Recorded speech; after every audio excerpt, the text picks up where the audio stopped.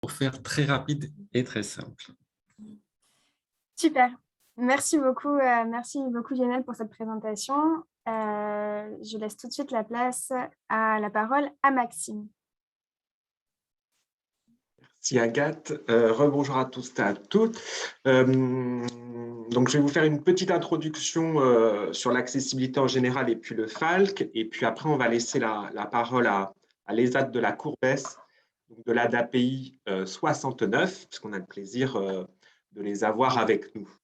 Et autant donner la parole aux experts qui font du FALC quotidiennement. Voilà.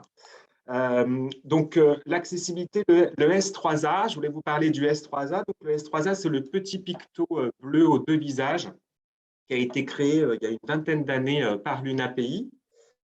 C'est un pictogramme donc, que vous avez déjà dû rencontrer notamment dans des lieux accueillants du public qui signale en fait que ces lieux accueillants du public peuvent accueillir et ont été notamment formés ou sensibilisés au handicap intellectuel. Effectivement, les personnes qu'on accompagne, on parle parfois de handicap invisible, elles ont des difficultés de s'exprimer parfois clairement, des difficultés parfois de compréhension, de concentration et d'attention. Et donc, l'UNAPI a créé il y a 20 ans le Picto S3A1. Et ce picto dit que tout établissement, que c'est l'établissement qui accueille du public, a été donc le personnel d'accueil a été sensibilisé ou formé au handicap intellectuel, qu'il y a une signalétique lisible et compréhensible, que le lieu a travaillé sur la signalétique lisible et compréhensible. Et puis un troisième axe qui nous réunit aujourd'hui, qui est des informations simples et faciles à lire et à comprendre. Donc, comment ça se passe concrètement dans les territoires? Exemple, une municipalité, une mairie, un musée, un établissement voilà, accueillant du public se met en lien avec une de nos associations locales et travaille pour améliorer donc, ces trois axes afin que les personnes qui se rendent dans ces lieux puissent pleinement comprendre et avoir accès à tous les services. Donc, on voit que le FALC est un des axes de la démarche S3A.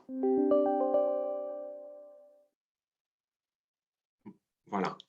Alors, le facile à lire à comprendre, c'est quoi? Effectivement, l'accès à l'information dans la société, c'est une condition majeure pour que les personnes en situation de handicap intellectuel participent pleinement à la vie de la société, puissent la comprendre et puissent faire leurs propres choix.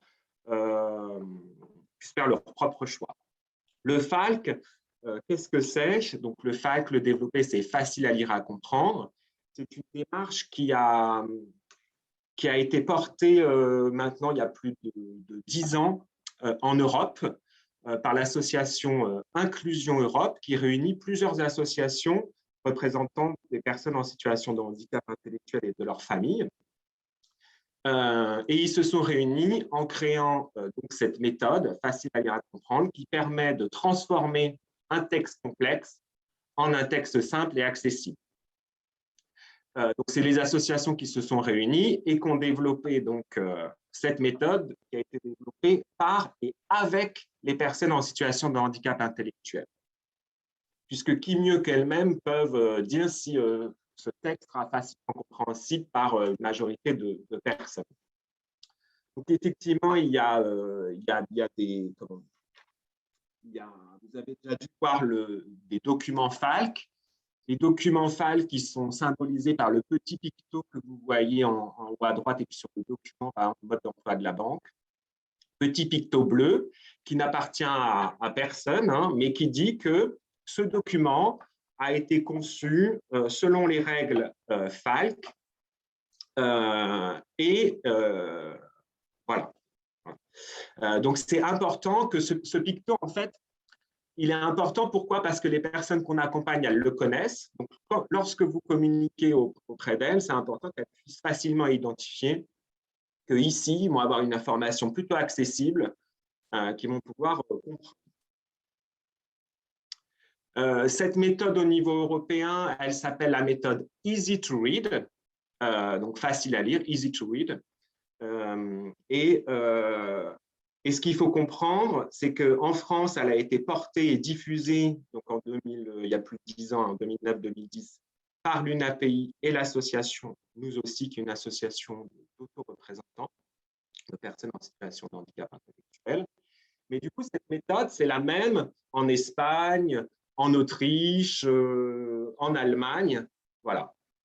C'est toujours une cinquantaine de règles avec une règle d'or, vraiment qui est la participation des personnes en situation de handicap. C'est-à-dire, au-delà d'une méthode, c'est une démarche qui répond à notre enjeu d'inclusion et le fait d'inclure au maximum les personnes dans la société, qu'elles puissent être actrices de leur propre vie.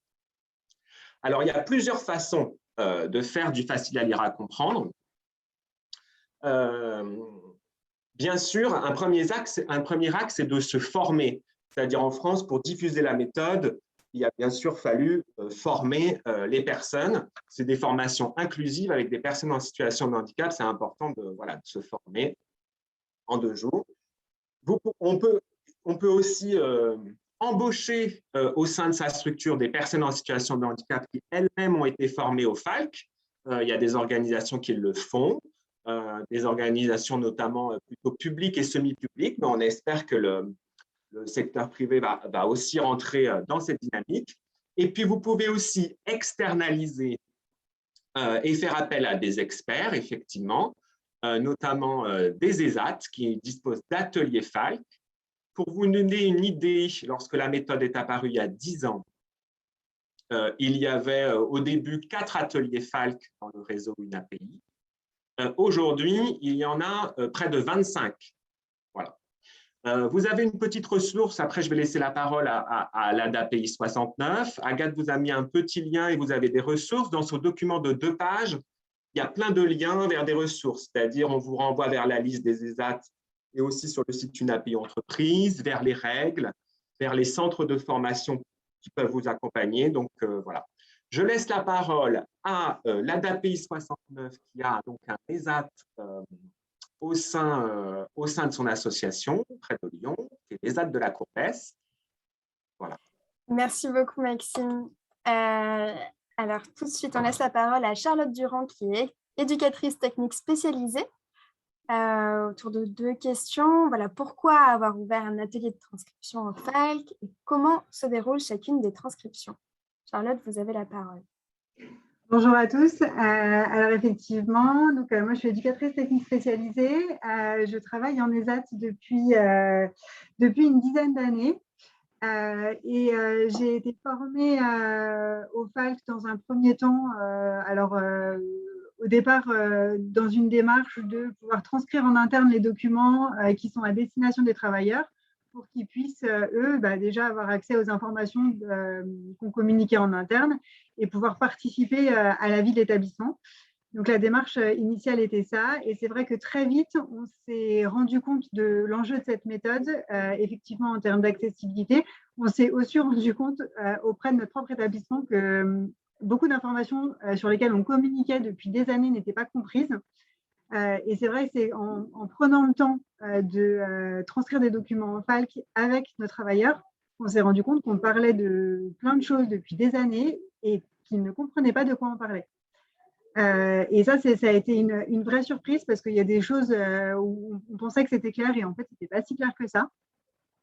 Donc, du coup, on a déjà compris l'enjeu de la démarche en interne et après, on a eu très vite cette certitude qu'elle avait un impact beaucoup plus important, notamment sur le milieu ordinaire, parce qu'on a des personnes qui, au-delà de leur vie à l'ESAT, ont une vie à l'extérieur et qui nous ont aussi fait remonter ce besoin de comprendre l'information en dehors de leur lieu de travail, qui, pour le coup, est un endroit qui est relativement sécurisé où, pour la plupart du temps, même s'ils ne comprennent pas, ils peuvent aller demander l'information, ce qui n'est pas forcément toujours le cas en extérieur.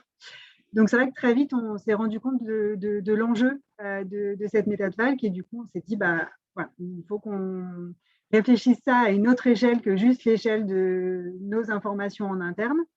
Et on a aussi été en parallèle assez vite sollicité par des personnes qui nous disaient « Ah, mais vous faites du FALC, on aimerait bien avoir ce document qui soit plus clair, plus accessible. » Et donc, en parallèle de ces demandes, on s'est dit « faut qu'on se structure pour pouvoir faire ça correctement. » Voilà. Donc, on a fait des démarches pour pouvoir construire notre atelier FALC dans des bonnes conditions. On était monté aussi effectivement à l'UNAPI pour rencontrer d'autres établissements qui avaient un peu plus d'expérience que nous, voilà, pouvoir échanger avec d'autres et puis nous se positionner du coup sur la manière dont on souhaitait développer du coup cette méthode. Voilà, avec toujours aussi nous ce souci que au-delà de proposer une prestation commerciale, alors qui est le FALC ou autre, on a comme mission en tant qu'ESAT de valoriser et développer les compétences des personnes qu'on accompagne à travers une activité professionnelle. Donc c'est vrai que nous, on a eu aussi ce souci-là dès le départ de se dire comment on fait pour créer un atelier de transcription FALC en intégrant dans notre quotidien de travail une phase de formation et de développement de compétences parce que sur l'historique des ESAT en France, c'est vrai que les compétences informatiques, réflexives, ne sont pas forcément celles qui ont été le plus développées sur les travailleurs en situation de handicap. Et du coup, on avait aussi cet enjeu-là à mener. Voilà. Après, on a été soutenu aussi par notre association pour financer la mise en place et l'investissement du matériel sur l'atelier. Voilà. Aujourd'hui, l'atelier se constitue de 2 encadrants techniques et une équipe d'environ 20 travailleurs en situation de handicap qui ont tous été formés à la méthode FALC et qui ont un recyclage de formation à peu près tous les 2 ans. Voilà. En plus d'un développement de compétences, on va dire, alors pas forcément au quotidien, mais en tout cas au fil de l'année. On a eu le label marque qualité FALC de l'UNAPI il y a 1 an et demi à peu près. Du coup, en tant qu'atelier de transcription et aussi avec l'exigence du label, on respecte aujourd'hui pour chacun de nos documents au minimum 90% des règles du FALC. Alors, à savoir, pour ceux qui ne connaissent pas tout à fait la méthode, si vous n'êtes pas un atelier de transcription labellisé, vous devez quand même respecter à minima 80% de l'ensemble des règles du FALC. Voilà. Donc, c'est vrai que les ateliers de transcription labellisés ont une exigence un peu plus élevée. Donc, c'est à minima 90% des règles. Voilà. Du coup, moi, je suis également formatrice FALC depuis 4-5 ans et du coup, ce qui nous permet, nous, au sein de l'association, d'avoir un panel de prestations qui est un petit peu plus diversifié. On a aussi des prestations de formation, de sensibilisation au handicap, de transcription et d'audit ou de conseil. Voilà. Voilà, effectivement, vous avez une slide avec un petit peu l'ensemble des prestations qu'on peut proposer et aussi, surtout, un petit peu une visibilité sur la manière dont on échange avec un client et les étapes de travail qu'on peut avoir. Donc, c'est vrai qu'en général, on a un premier contact avec le client.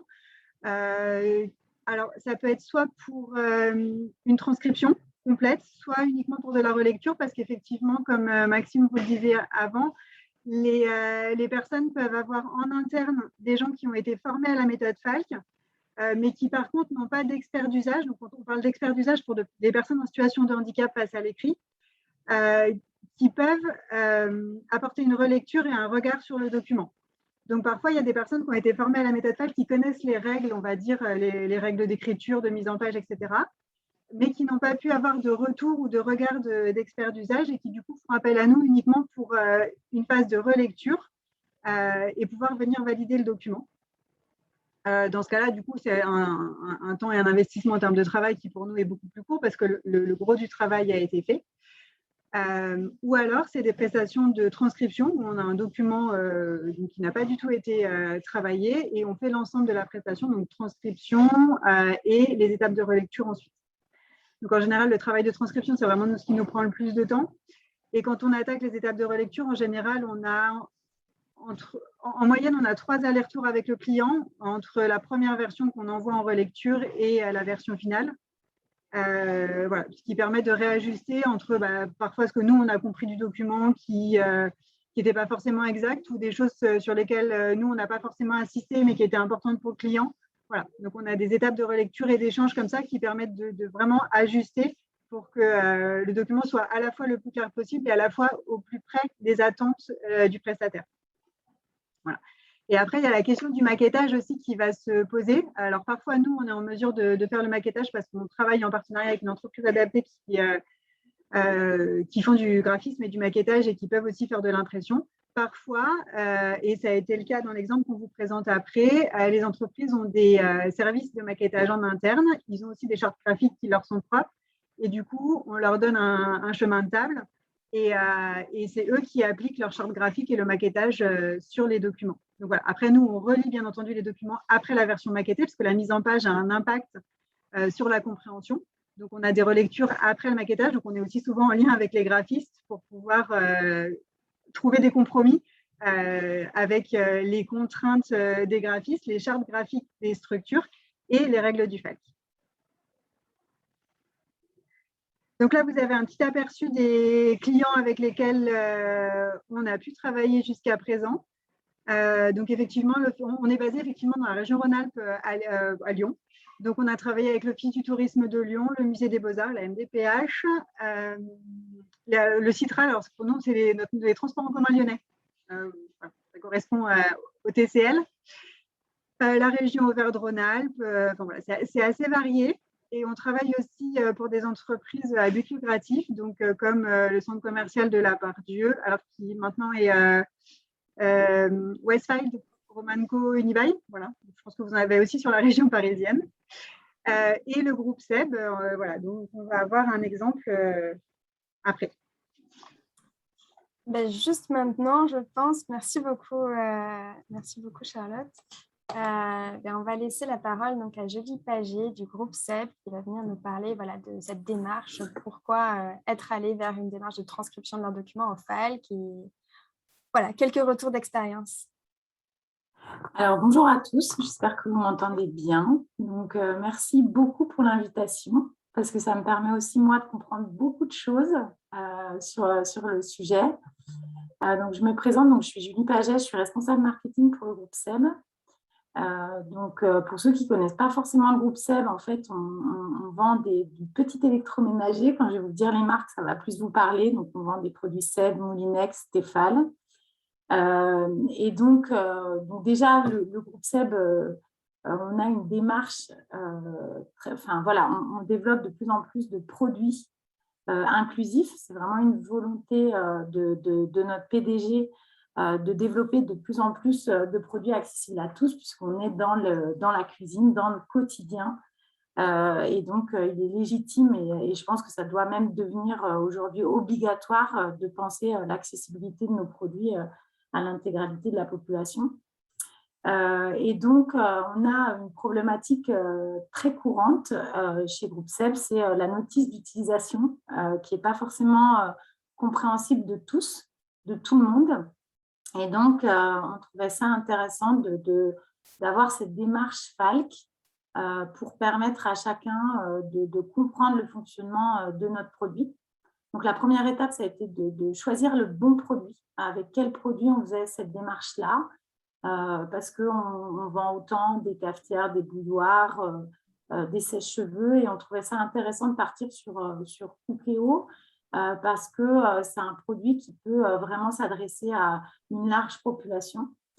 Et donc, on s'est dit que c'était le produit idéal pour construire cette notice.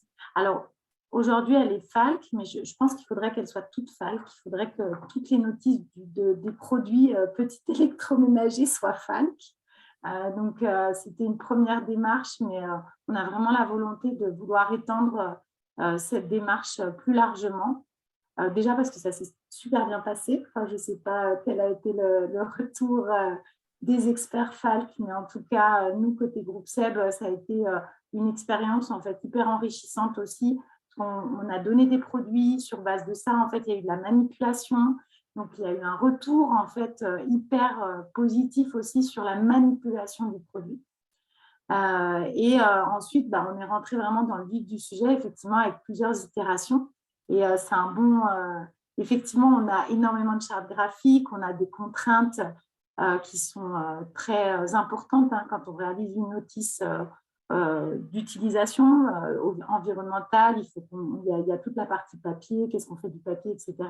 Et je trouve qu'on a réussi à trouver un compromis qui était hyper intéressant pour permettre aux utilisateurs d'avoir une notice compréhensible. Et vraiment, pour moi, c'est pour tout le monde. Il y avait cette notion vraiment, pour moi, le FALC, en fait, permet l'accessibilité à tous. Et on ne l'a pas pris comme quelque chose de réducteur, en fait, mais plutôt comme quelque chose qui apporte une solution globale à tout le monde, en fait. Donc à réitérer. Et on s'est dit qu'il fallait qu'on identifie les projets pour 2022 qui pourraient faire l'objet d'une même expérience. Voilà. Si je peux me permettre, du coup, Julie, je reviens un petit peu aussi sur l'historique du projet. C'est vrai qu'on a commencé à travailler avec le groupe SEB dans les premières années d'ouverture de l'atelier et on avait fait dans un premier temps une transcription de 3 notices, alors qui étaient des notices assez classiques sur grille-pain, cafetière et bouilloire. Voilà. Et donc, c'est des notices sur lesquelles vous aviez fait le choix d'avoir une double notice. Donc, effectivement, vous aviez votre notice classique et on a fait une notice une version FALC de votre notice. Et effectivement, vous aviez à ce moment-là vraiment accroché avec la démarche et vous aviez compris aussi avec l'enjeu de cette démarche. Et du coup, vous étiez dit à ce moment-là, oui, on veut jouer le jeu aussi. Et vous aviez fait le choix pour le Cookéo Judge de faire que la notice, elle ne soit que en FALC. Oui. C'est vrai que là aussi, en termes d'inclusion, on est vraiment sur une démarche de conception universelle finalement, où dès le départ, on pense les choses pour qu'elles soient accessibles pour tout le monde. Et c'est vrai que sur le Cookéo, il n'y a pas de version en fait. Il n'y a que une version qui est en FALC, mais qui sert à tout le monde. Donc on est dans une vraie démarche de conception universelle et d'inclusion. Et c'est aussi ça qui était chouette aussi dans l'historique de notre projet, parce qu'on a commencé finalement par faire connaissance avec des notices bouilloire, cafetière, on faisait de la transcription, où on avait 2 versions. Et là, effectivement, le projet était dès le départ de ne faire qu'une version FALC, ce qui n'a pas été simple quand même. Parce que vous avez tous eu une notice d'utilisation dans les mains un jour ou l'autre, et il y a déjà eu, avant que nous, on intervienne, je me souviens que vous nous aviez dit, vous me direz Julie, mais vous avez déjà eu un gros travail avec des juristes pour savoir si vous aviez le droit d'enlever dans les mentions légales. Exactement. Excusez-moi, je vous laisse répondre, Madame Paget, mais en 3 mots, si c'est possible, vu que le temps file. Pas de souci, mais on pourra enfin voilà, si vous avez besoin. Mais oui, effectivement, en fait, il y a des contraintes spécifiques et au niveau légal, il y a des choses qu'on ne peut pas enlever. Donc, c'était trouver ce juste milieu, mais on y est bien arrivé. Et je pense qu'aujourd'hui, ça a donné aussi une nouvelle démarche au groupe, en fait, chez nous. Et c'est ça qui était important, c'était effectivement de l'anticiper dès le démarrage, parce que finalement, une fois qu'on a le cahier des charges FALC, ça peut se mettre en œuvre de plus en plus facilement. Voilà. Donc, je pense qu'il faut enlever cette contrainte que beaucoup d'entreprises peut-être hésitent au démarrage, parce qu'effectivement, il y a un temps de mise en route qui est long. La première notice est toujours difficile à faire et il faut prendre le temps de le faire. Et ensuite, ça nous met en place une démarche qui accélère sur les produits suivants. Voilà. Merci beaucoup. Alors, sans plus attendre, je laisse la parole à Isabelle Derbet, qui est experte en transcription FALC depuis 3 ans, pour nous parler un petit peu de son travail au sein de l'atelier de transcription. Bonjour à tous. Donc, je vais vous raconter en globalité ce qu'on fait dans une journée en FALC. Donc, on commence par des exercices pour progresser avec l'informatique. Puis ensuite, on se met sur le document du client. On le lit en entier. On liste les mots difficiles et les expliquer. Puis par la suite, on se met par groupe de 2 ou 3 et on commence à rédiger le document en FALC. Une partie qu'on a choisie. Et ensuite, on met en commun le travail qu'on a fait et on fait les modifications en fonction des retours des autres. Et enfin, en fin de journée, on refait de la formation pour progresser. Donc effectivement, c'est un petit peu le déroulé d'une journée type où on alterne sur des séquences de travail qui sont un peu différentes. L'idée aussi, surtout, je crois que c'est important, c'est que c'est vraiment le plus possible les travailleurs de l'ESAT qui essayent d'écrire. Je ne sais pas, est-ce que tu peux nous dire ce que ça t'apporte pour toi, Isabelle? Bah, moi, ça m'apporte beaucoup de choses de faire cet atelier en fac. Et depuis que j'ai commencé, ben, j'ai appris beaucoup de choses, beaucoup de manières de créer un document en fac. Et voilà. Je savais pas quoi. Super. Merci beaucoup Isabelle. De rien. Merci Charlotte, merci Madame Paget, merci pour ces explications très éclairantes. Alors rapidement, on va vous présenter en 2-3 mots une API et entreprise. Je pense que Marie-Aude est avec nous. Tout à fait. Super. Écoutez, je vous propose de lancer le film. Oui, alors, il arrive tout de suite.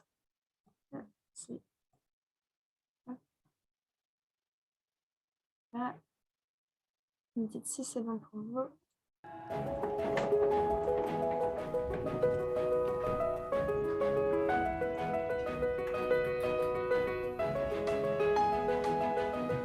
Dans le réseau Une API et entreprise, on est fiers.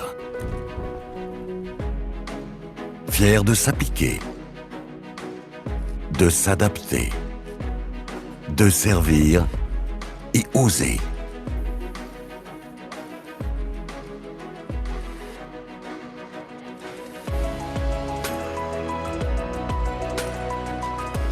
Fiers de s'impliquer, d'innover, d'écouter et peaufiner. Encore, toujours.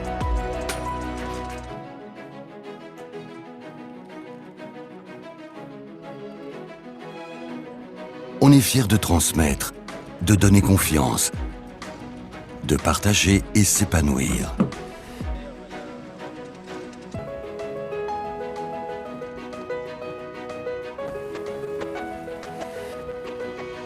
Dans le réseau Une API et entreprise, on est fiers de bien faire.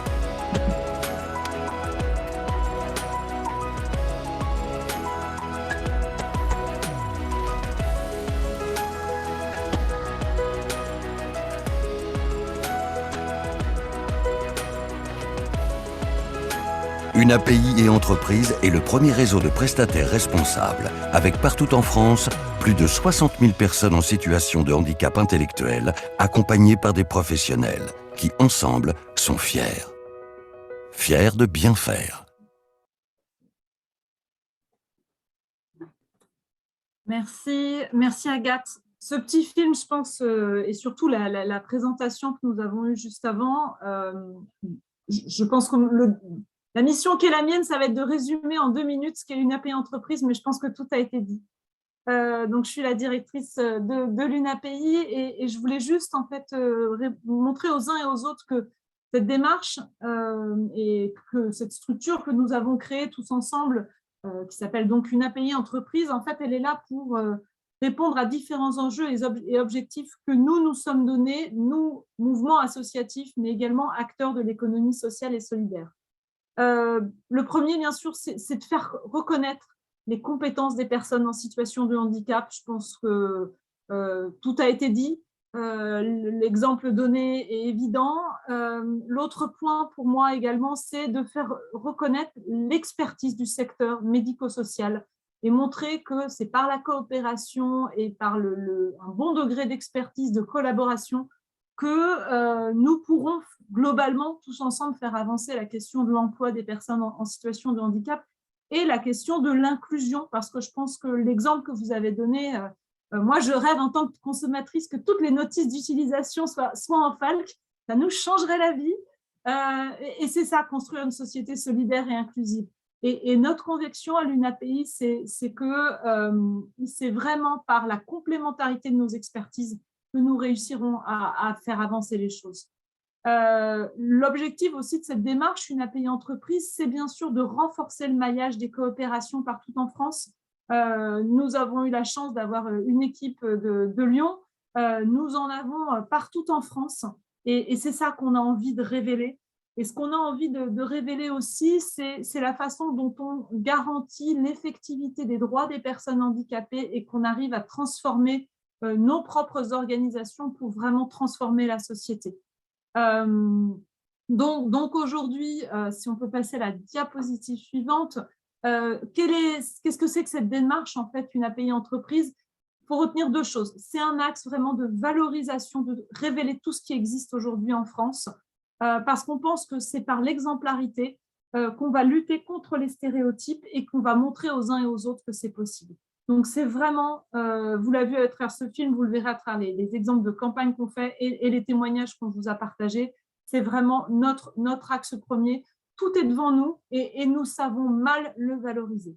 Et le deuxième axe, c'est vraiment de développer la coopération partout en France également pour développer l'emploi, tout simplement. Donc, comment aujourd'hui, on a lancé cette démarche depuis quelques mois, fin mai, donc avec un site vitrine que vous verrez juste après, qui est un site aujourd'hui sur lequel vous pourrez trouver les coordonnées de tous nos ESAT et des différents services. Vous verrez qu'il a été structuré par grandes activités. On s'est vraiment mis à la place des entreprises, des collectivités territoriales qui ont envie de faire la démarche.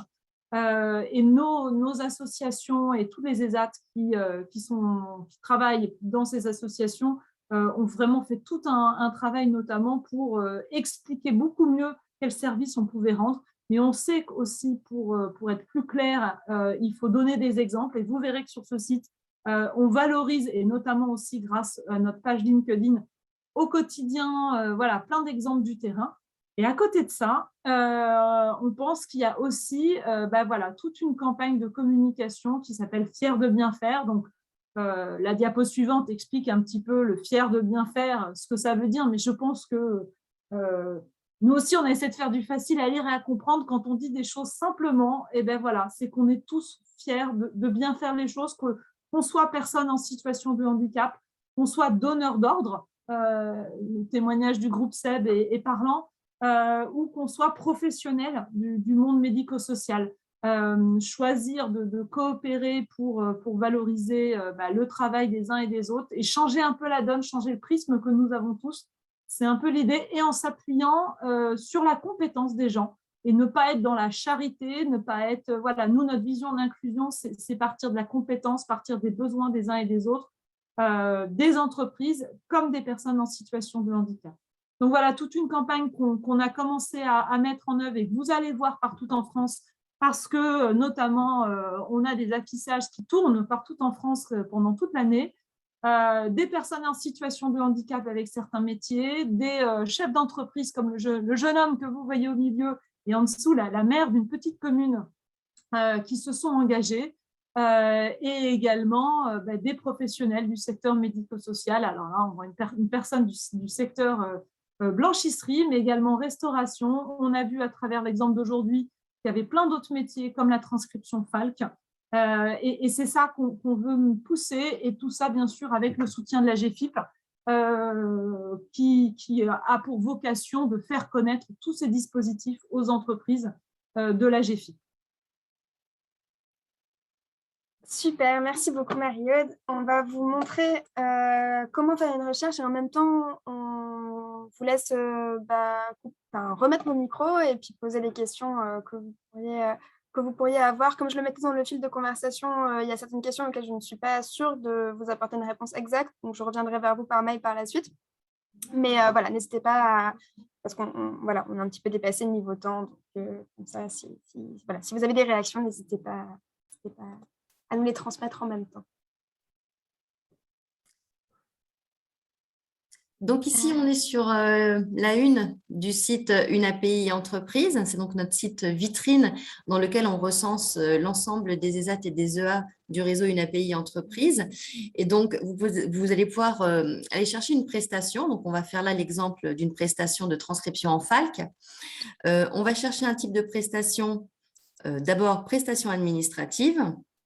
Et puis, dans les recherches avancées, on va affiner un petit peu la recherche et cocher transcription FALC, facile à lire et à comprendre. Et donc, le moteur de recherche va valider… Ah, pardon, on peut croiser notre recherche, c'est très important.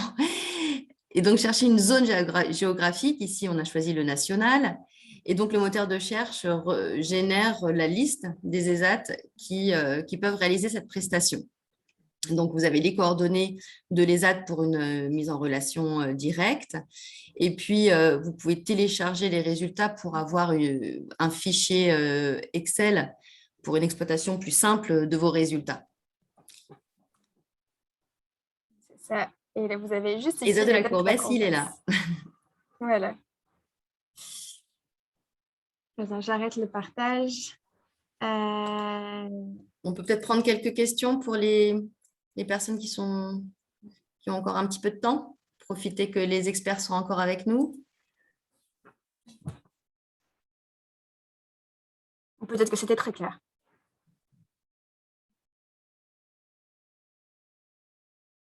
Pas de questions? Les estomacs gargouilles? C'est clair. En tout cas, vous pouvez tout à fait revenir vers nous par la suite. On vous enverra, comme je le mettais à nouveau dans le fil de conversation, on vous enverra donc la présentation, un petit compte rendu, et puis la réponse aux questions qui m'ont été posées aussi par mail. Et si vous pensez à certaines choses par la suite, n'hésitez pas à revenir vers nous, vous aurez nos contacts. Et on sera très heureux de pouvoir échanger avec vous. Je pense qu'il ne me reste plus qu'à vous souhaiter un très bon appétit et remercier l'ensemble de nos intervenants. Merci beaucoup. Merci beaucoup. Merci Charlotte et Isabelle. Merci Maxime, Merci Mario, beaucoup. Lionel. Et Merci. À bientôt. Au revoir. Au revoir. À bientôt, bon après-midi. Bon après-midi.